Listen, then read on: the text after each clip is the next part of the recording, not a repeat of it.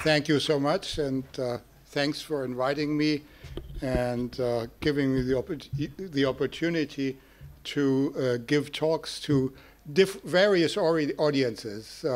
You are the last, not the least, and I really look forward to questions you may have later and comments that you have on the issues. I've been involved in electricity regulation and telecommunications for about between 35 and 40 years. So I've seen quite a lot happening, and I have not lived through all the new developments in telecommunications, because quite a lot, you will be surprised to know, started well before that. But what I'm going to do today is I'm going to talk first about telecommunications, because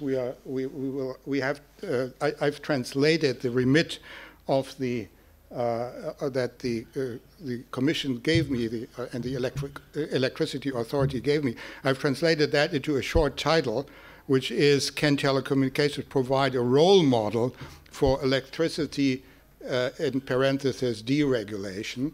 And but this was the remit I got, which was that there are the telecommunications, essentially the telecommunications sector is very well known. Oh, I can't move here.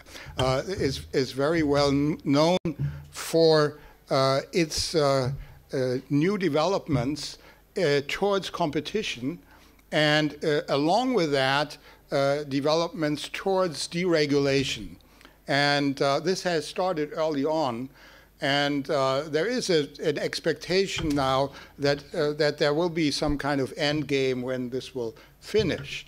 And whereas the conventional view is that in electricity we do have some very stable natural monopolies that are not threatened by competition very much, and so regulation is here to stay. Oh, sorry, yeah. That's right. Oh, no. Okay. So, so electricity is, in a sense, way behind telecommunications in terms of movement in the direction of competition and deregulation. But the question is it that telecommunications is only the hare and electricity is the tortoise that may very well catch up at one point?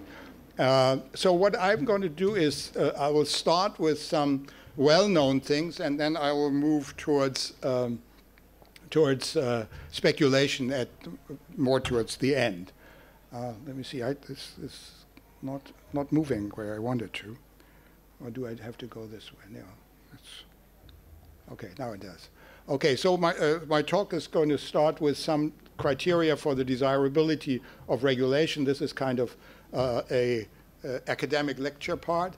Then I will talk about competition and deregulation in telecommunications, then do the same for electricity, and then I will talk about the lessons from the telecommunications liberalization and deregulation for electricity, and conclusions will be very short. So the scope of regulation and deregulation differs considerably between telecommunications and electricity, and that's exemplified by the European framework. They have a framework for regulation of telecommunications, and they have one for electricity, and the framework for telecommunication is decisively based on deregulation. So the main framework is around which parts should we deregulate. And the national regulatory authorities have to look at the various markets in telecommunications every few years and have to decide which ones they want to deregulate and which ones they want to keep. And they started this in 2003 with, I think, 17 markets, and now the last one is now it's down to 4 markets.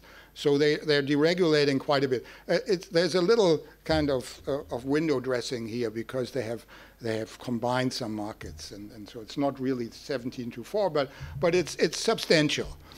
Whereas in electricity regulation, there is no such framework that says we want to deregulate.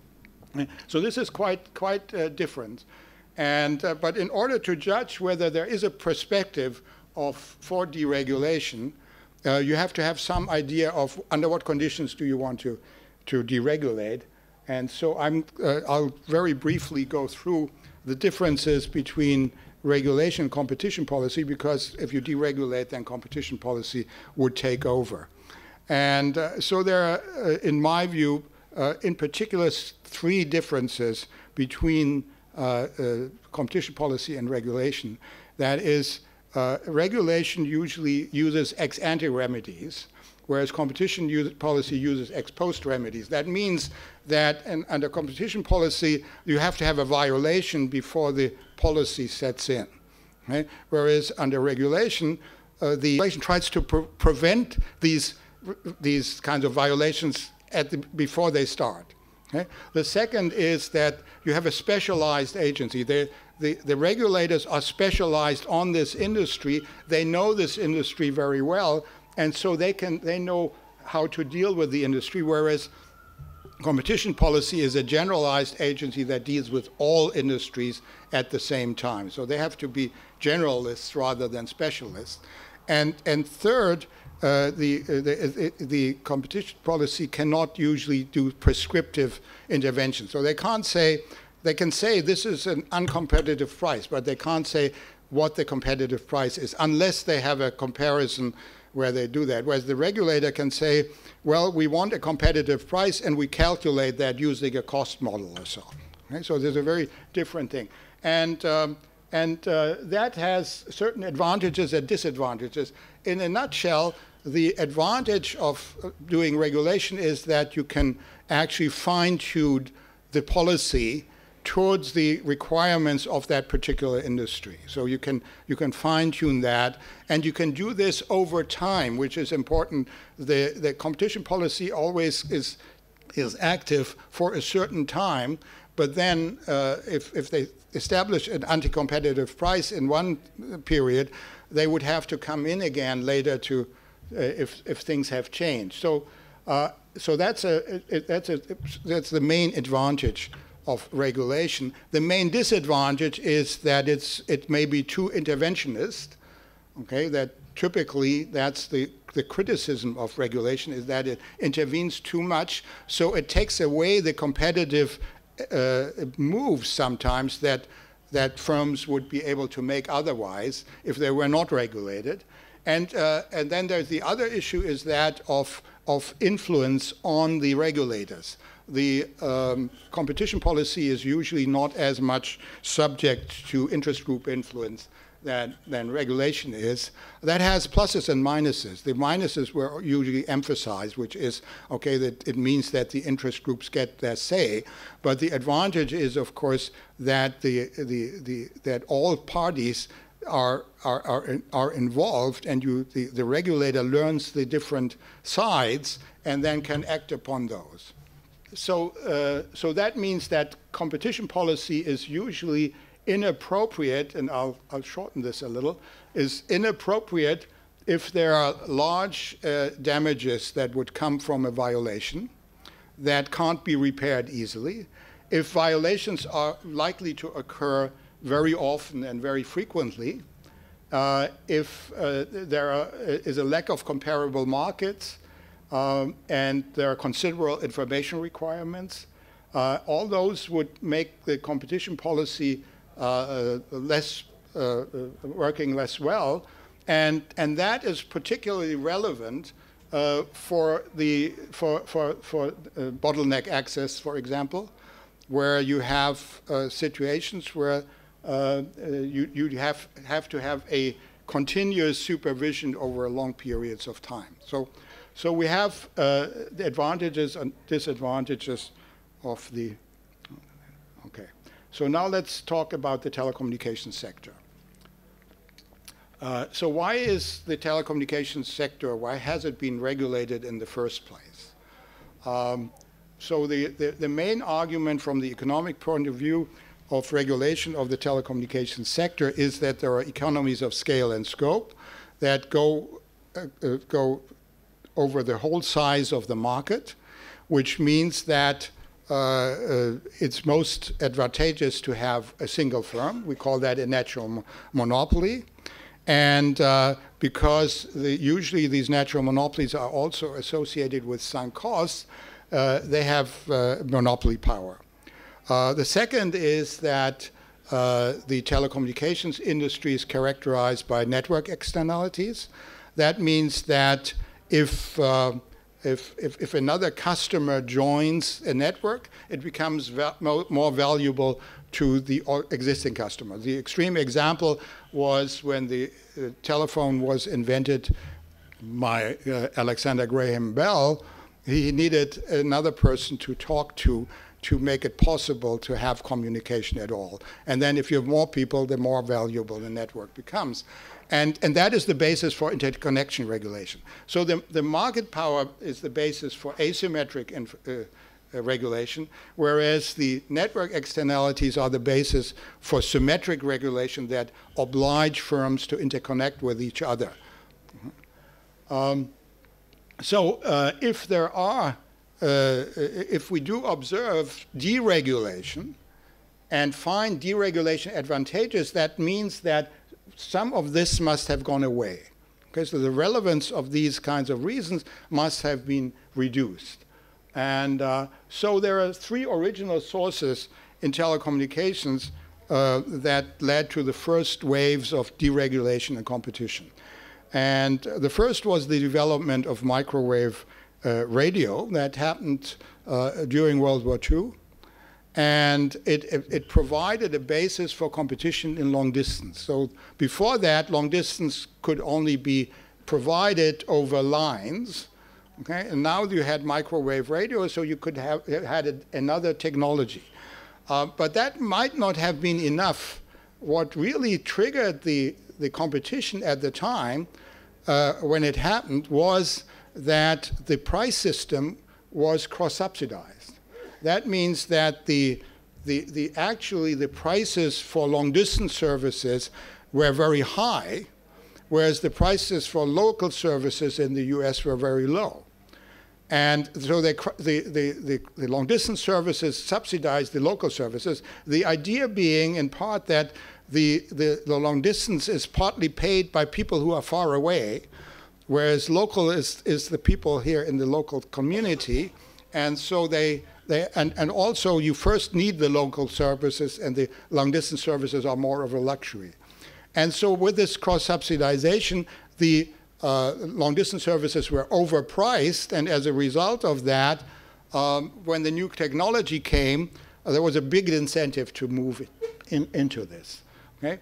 The second or the third source of the competition was that AT&T had a very standardized system and insisted on what they called network integrity. They said that no other devices would be compatible with their network. So nobody could compete by, for example, having their own telephone. You had to use the AT&T telephone, which you could get in two colors, gray and black. But that was the only differentiation you had.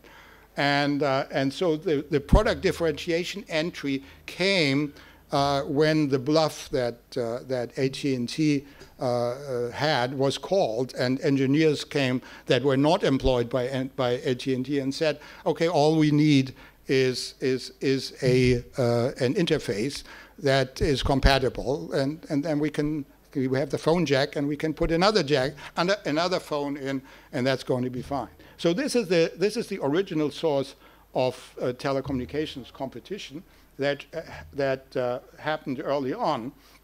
Now, I think I should be a little faster. So the telecommunications competition came in various come in various ways. There's a wholesale versus retail competition.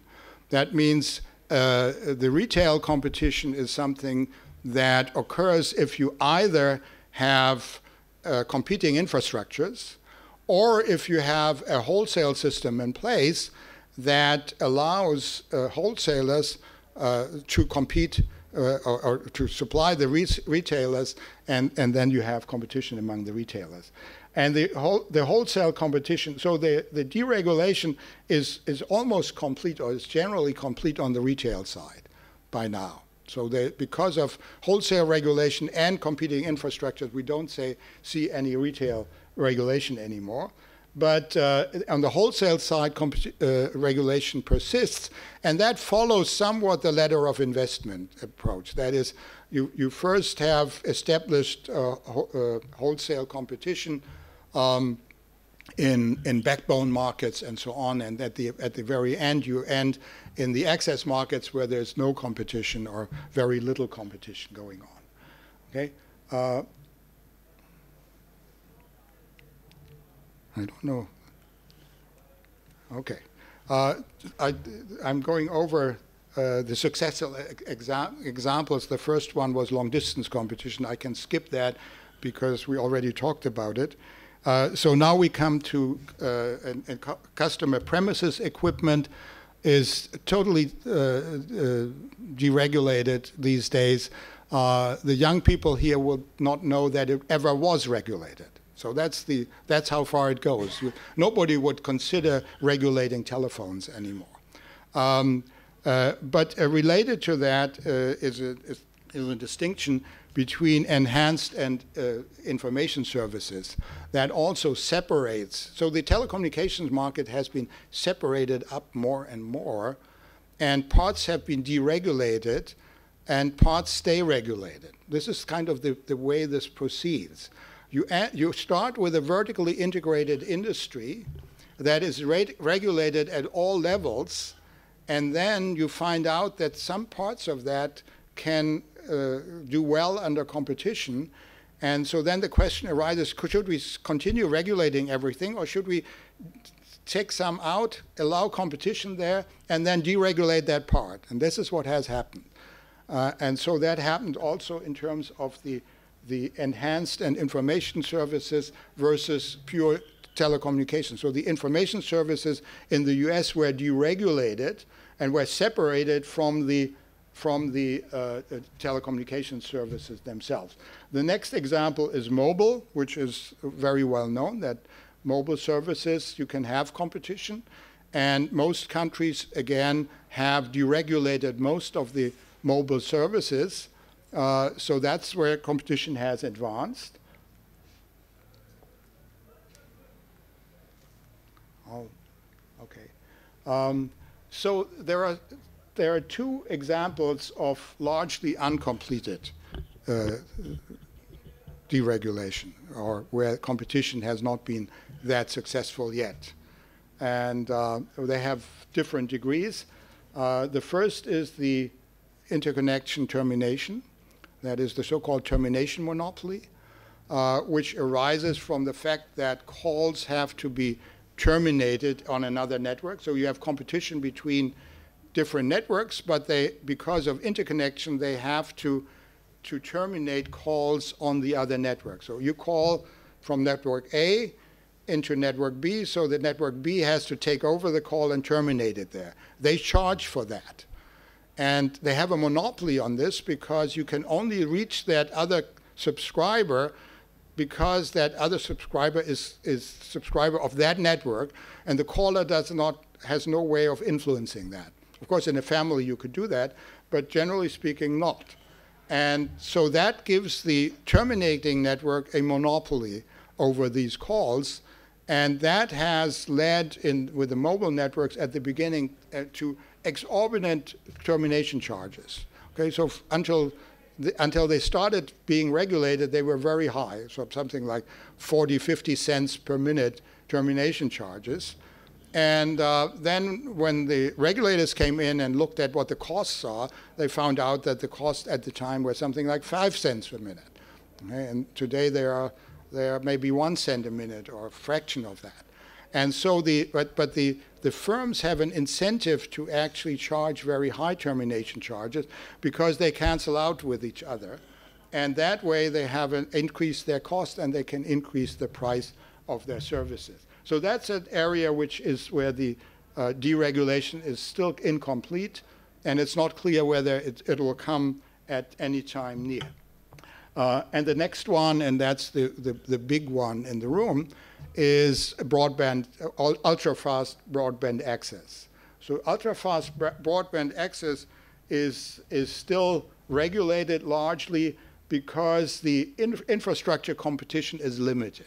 There are countries like the US that have deregulated that also.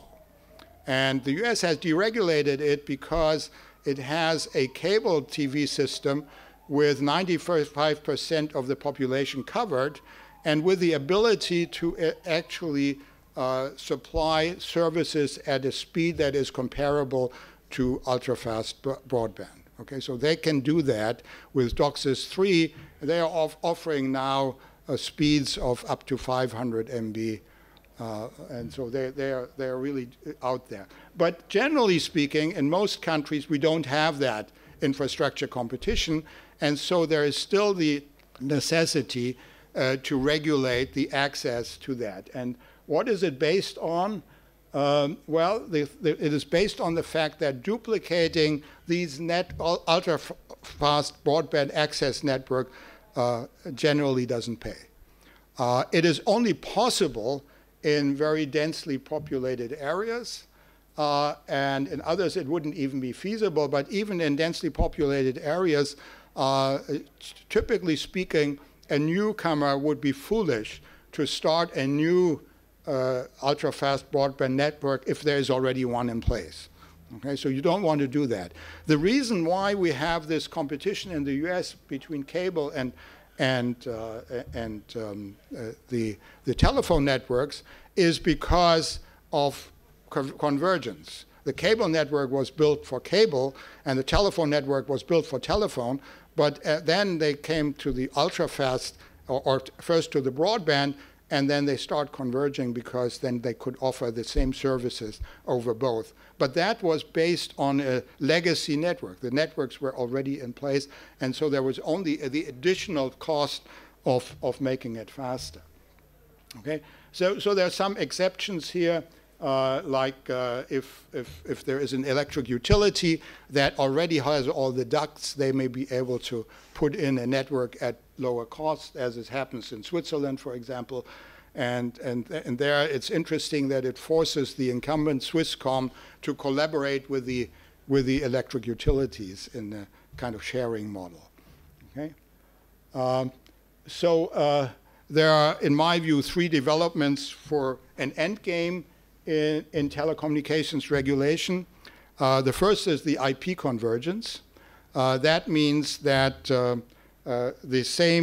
that the networks that were before offering distinct separate services, where the services were not competing with each other. So telephone service was not competing with cable TV, okay? But now, under IP convergence, both networks can offer the same services, so that the cable TV network can offer telephony and internet and cable, and so can the telephone network. And now they are competing with each other. So this is a very major development. On the other hand, the competition between them is somewhat reduced because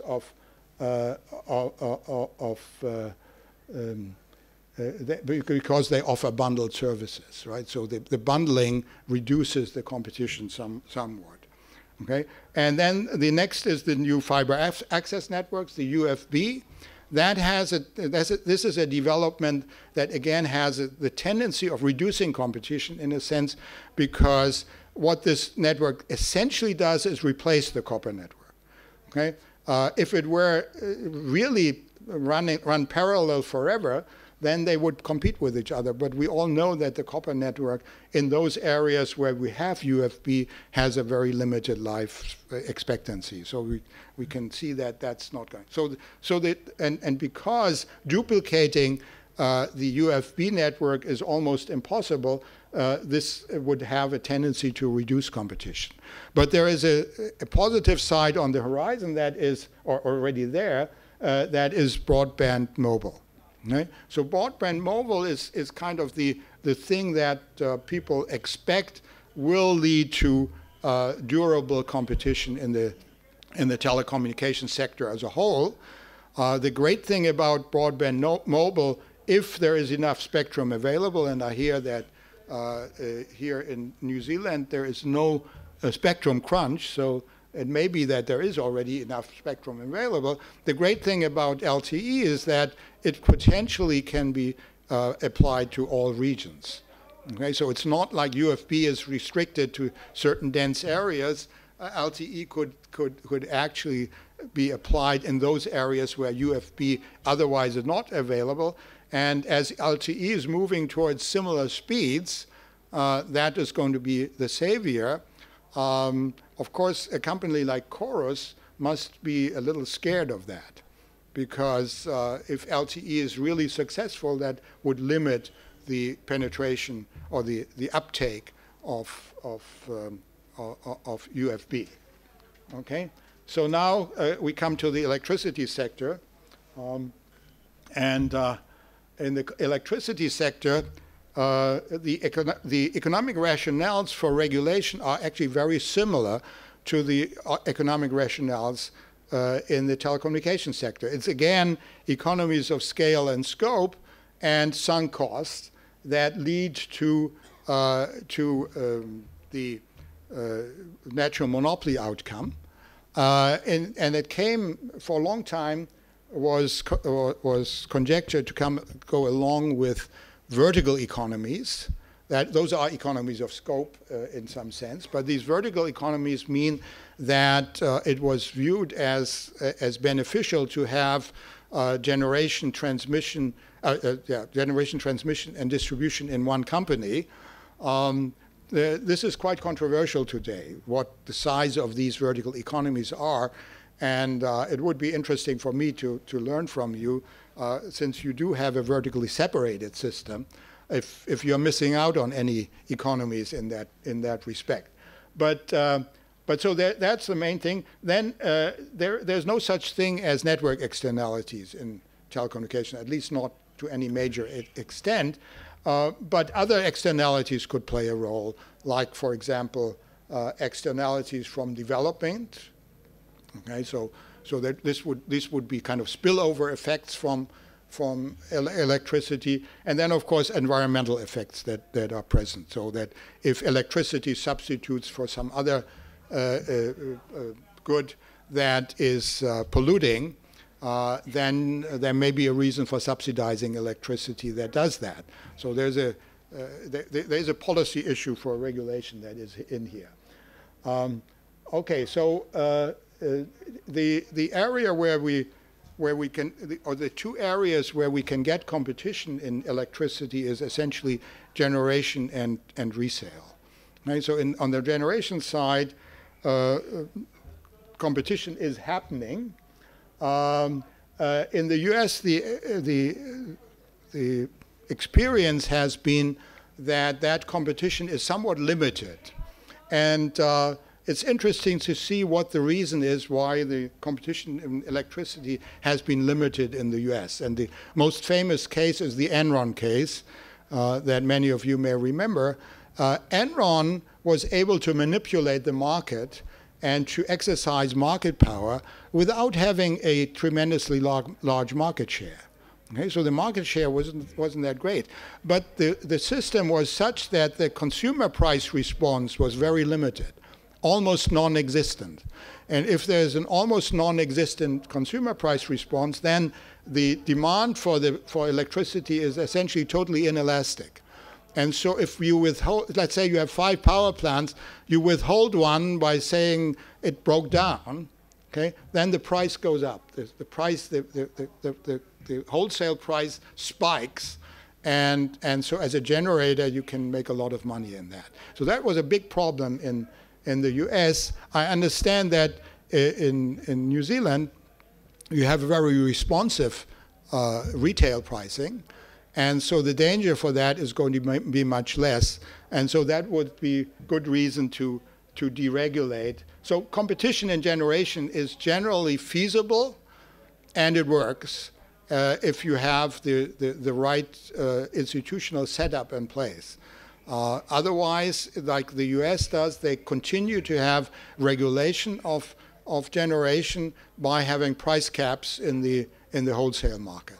So they have a price cap, I think, of $1,000 per megawatt or something in that range. Okay.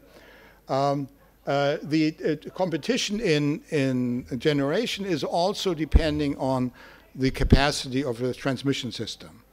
Obviously, if you want to have competition in generation, you have to be able to get the electricity from the competing generators to the users, and if there are transmission bottlenecks, then you can't do that. And so if there are pockets with transmission bottlenecks, that is viewed as bad for competition. The question is, how much excess capacity do you need in the transmission network to get enough competition, and there's some controversy around that. So retail is another area where competition is very feasible, provided that the retailers have access. So the retailers must have access to the transmission and distribution system, and they must either be generators, so the retailers would be competing generators, or they must be able to buy the electricity from generators. And if there are enough generators out there, that should be workable. So the generators should be willing to sell to retailers if that's another way of selling their product. So that should work. The main effect of retail competition is in the pricing and to some extent in the margin. So in the pricing, in the sense that retailers can come up with new pricing systems, pricing schemes that in some way translate the wholesale prices into retail prices. Right? So the wholesale prices are very sophisticated. They are based on auctions and all that. They fluctuate a lot over time. And the retailers then take these prices and form options and offerings for the end users who may not be that sophisticated and may not be able to do that. So this is an art, and this is something a regulator generally couldn't do. Whereas the retailers competing with each other come up with new things. This also happened in telecommunications quite a lot, and so that's a major function of the retailers. And then by competing with each other, they also they mark down the margins that they have. So they would also that would have a tendency to lower the general price level. Aside from the fact, and that may be the bigger effect, is going to be that by using the differences in the wholesale prices between peak and off-peak, they may be able to smooth the peaks and off-peak. So they may increase the capacity utilization, and that should also lower the price level. Okay, in transmission, this is one of the two big stumbling blocks to competition. Okay, so transmission networks are really not made for competition. But there is some discussion about competition in transmission networks. One is that transmission networks that are adjacent to each other might be able to compete with each other on the margin. Okay, so that would be, but that wouldn't work if, for example, there's a legal stipulation that says that they have a particular geographic area, then they couldn't go beyond that. So that wouldn't work. But the bigger discussion has been about so-called merchant transmission. And merchant transmission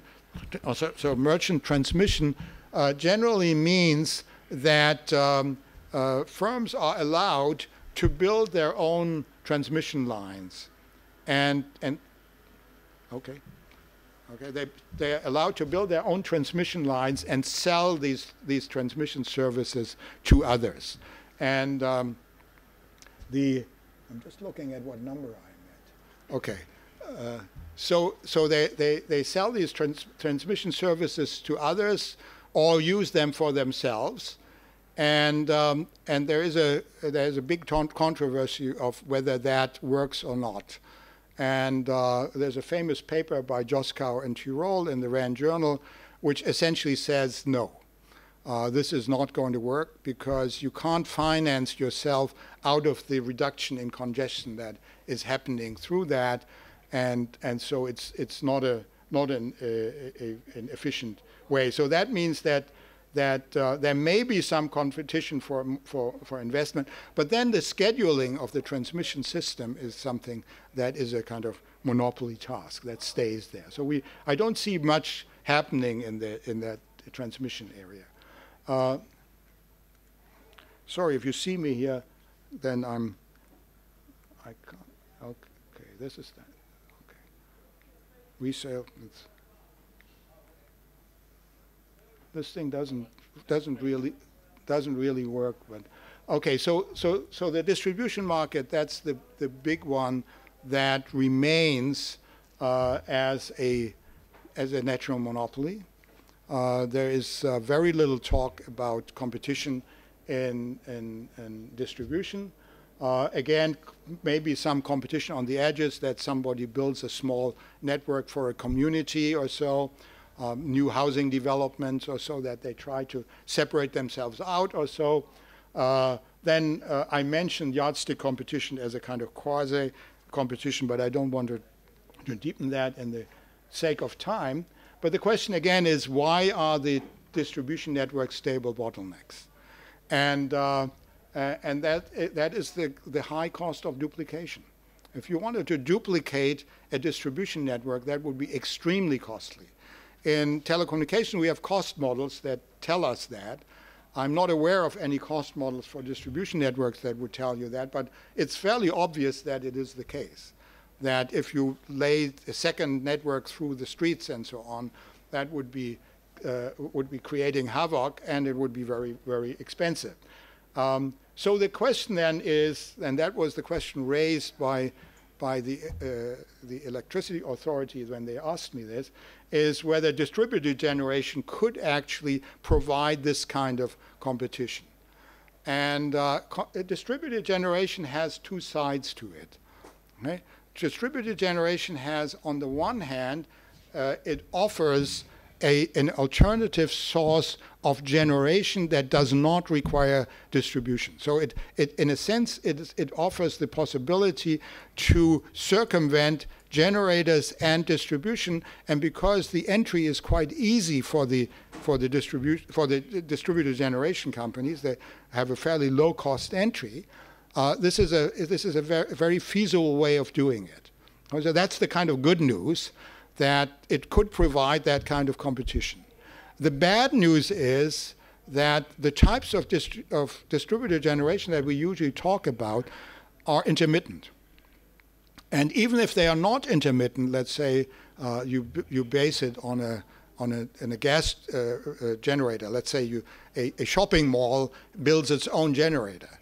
They would be foolish to totally disconnect from the network. So if you would want to use this as a reason that there is competition and so you can deregulate the distribution network, then you have to keep in mind that the distribution network still has this market power of withholding its supply in case it's needed. Okay, so they may want to charge a very high price for this kind of backup. So that's the kind of the two sides of distributed generation as a source of competition. So I think that distributed generation has a good future, but it is endangered by the fact that it is that it is intermittent. So what can you do about this intermittency? Well, what you could do about the intermittency in principle would be storage. Right? So if you say it's intermittent, well, if you as a complement have storage facility for electricity, then you could say, okay, in case the solar, there's no sun, you have no electricity, well, you use the storage. And if you have a lot of sun, you have excess solar electricity, you use that to build your storage again. Okay? But the problem today is that batteries are expensive. And other storage devices generally are also expensive. There are very innovative ways of building storage, like using cooling houses or something like that. So there are ways of doing that, but generally they are not cheap enough at this point so that you could use them to complement distributed generation and make it independent at a price that would be competitive to the price of the network. So this would be pure speculation. For the sake of time, I will be very short. I will be very short on smart grids, which is another development that is important for the electricity sector. We have essentially three things coming together right now, which is the intermittency of distributed generation and the vertical separation. This is New Zealand has it, but many other countries have been going the same way or are in the midst of doing that. So this is a kind of worldwide phenomenon to deal with the coordination between the three stages. And then comes sophisticated pricing at the consumer level and at the wholesale level. That makes the whole sector actually quite complex. Okay? It was a very vertically integrated, as it was 20 years ago or 30 years ago, it was fairly simple. Now it's very complex. And so smart grids would be a good way to bridge that complexity by using the power of computers and software to actually coordinate the various parts. And so there are many models of smart grids. So it's quite an open thing yet at this point. But most of the models of smart grids have one thing in common, which is they create the person or so of a market coordinator. Okay, which would be somebody, and very often the market coordinator is seen to be the distribution company, right? Because the distribution company is kind of the thing around which this turns. And if that is the case, then it would provide for new opportunities and new tasks for the regulators. So I'm somewhat skeptical of the deregulation. So that answers the question about who's the hare and who's the rabbit. So let me move on to the lessons for, if I can get there. Okay, so the lessons from telecommunication. So the first thing is that typically new technologies are the driving force of competition. So if you have a monopoly sector, the monopoly usually only goes away if you have a new technology that is different and that does not exhibit the same properties as the old one, which is the strong economies of scale or so. So in that sense, distributed generation would fit the mold very, very well. Okay. Then the second is that growing markets and declining costs are also very conducive to competition. Growing markets mean that you can accommodate more firms in the industry. So that doesn't bode too well for electricity unless there is this growth that comes from, let's say, electric vehicles and other new things. But as long as we don't see that, as long as we have kind of level, it's not easy to see how competition could really thrive.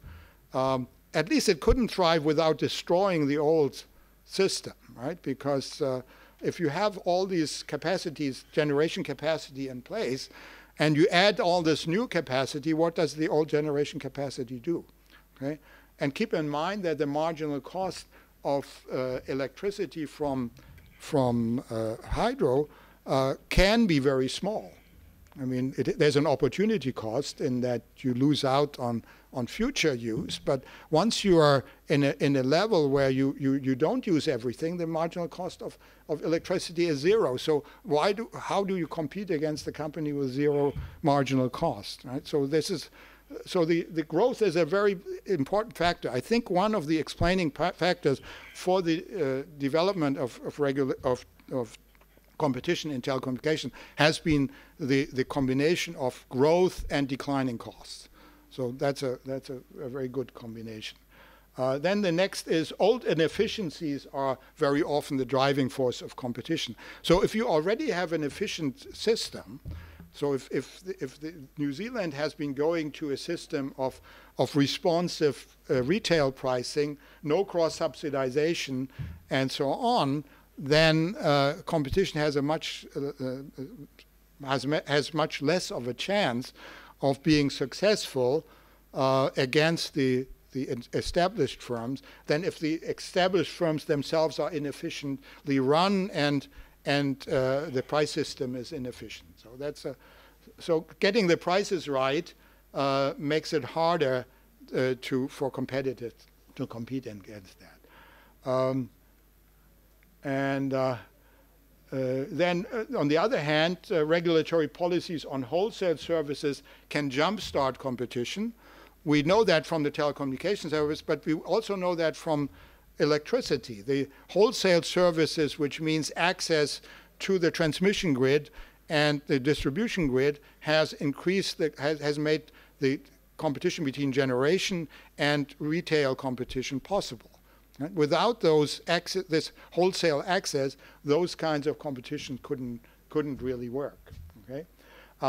Then usually liberalization leads to an interim increase in regulation.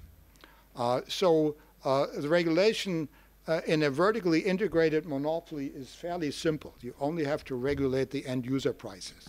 Right? And that was the case in electricity. It was the case in telecommunications. That was quite simple. Then once you start having competition, you first of all have another set of players. So for the regulator, balancing the players becomes much harder, much more complex. You start out with a monopoly and the consumers, and then you come up with either several competing infrastructure owners or one infrastructure owners and competing firms that are depending on wholesale, and then you still have the end user. So it becomes more complex, and there is a tendency towards an increase in regulation before you get a decrease when you end up to deregulate. Right? Then there are some regulatory mistakes that occur on the way to deregulation or on the way to competition. A very bad mistake was in the US. They actually had two bad mistakes in the same time frame. One was they created an unbundled product that was called the UNEP, was the unbundling of everything. Right? So the competitors of the incumbent telephone companies could buy unbundled local access, they could buy unbundled switching, they could buy unbundled everything. And not only could they do that, but on the request of the access seeker, they would have to rebundle them. So you couldn't only buy unbundled services, you could buy the whole thing then rebundled, and that means you didn't need any network. So you could do everything. So without a network, you would get the same services, and the difference between that and pure resale was that you got it at the tier's lyric price, which was more advantageous. So that was a total blunder, and it essentially led to the bankruptcy, virtual bankruptcy of MCI and AT&T at the time, when they abolished this product. When the UNEP was abolished, they went bankrupt and sold out. They were taken over by AT&T, by what is now AT&T, and by Verizon. So that was one blunder. The other blunder was in the termination charges, where the regulator underestimated the fact that that subscribers have different calling patterns, and so they had these high termination charges, and it turned out that the small companies who had to pay them attracted customers who had only incoming calls, so that the termination charges were only accruing to them, and the large telecom phone companies lost billions of dollars every year, and that broke down at some point. So those are the kinds of mistakes that are made on the way. In some sense, they may be necessary, but we can avoid them. So try to avoid those mistakes. Also, over-optimism is a major problem. The U.S. Telecommunications Act was essentially a unanimous decision of the Congress. They had a very, very big majority, and the only reason for that was because all interest groups had been appeased before. So they all got something in there that they liked, but the whole thing was not compatible. Okay? And that's why, and they've totally forgot about the internet. And the 1990s California electricity restructuring is another example of that. So try to avoid these kinds of mistakes. It's easier said than done. And yes, I'm there. Okay, here you are. So the conclusions are, first of all, in telecommunications, there's less of an end game than I would have thought 2 years ago. I wrote a paper on the end game in telecommunications policy, looking at 5 different policies. One was interconnection termination monopoly. Second was local access, the UFB access and copper access. Third was net neutrality. The third was spectrum policy, and the fifth was universal service. And when I was halfway through the paper, I changed the title from The End Game in Telecommunications Policy, a survey, to The End Game in Telecommunications Policy, a survey. And most people didn't notice the difference. But the main thing is, I'm not so sure that we are at the end yet. And it has been predicted so many times, so that is not so clear. And then I predict on the way to competition and deregulation, more complicated regulation. Okay, so that's something that is, and I would predict that also in electricity. The regulation will become more complicated because the markets become so much more complicated, and so the regulator would either have to fulfill the functions like the ISO, the independent system operator, or so more management function, or would have to delegate that to some other body that would have to do that, and that other body then would have to be somewhat supervised, or the incentives put in place that they do the right thing. The distributed generation has to overcome the intermittency problem in order to compete with networks. Before that, I don't see that. They can compete with generation. I think that is a possibility that they have, because they will still be depending on the backup of finding generators that sell to them. But if there are several generators, there's going to be one that's going to sell to them. In particular, if the distributed generation the people who do that enter into long-term contracts, they have a choice, and they will find somebody to sell. The last is actually superfluous for New Zealand. In other countries, the environmental aspects are likely to dominate electricity regulation in the future, and that will change the electricity regulation to some extent, because the emphasis of electricity regulation on low prices and for the consumers would be replaced by one on conservation and clean energy, and it's not clear that that's compatible all the time. Thank you so much.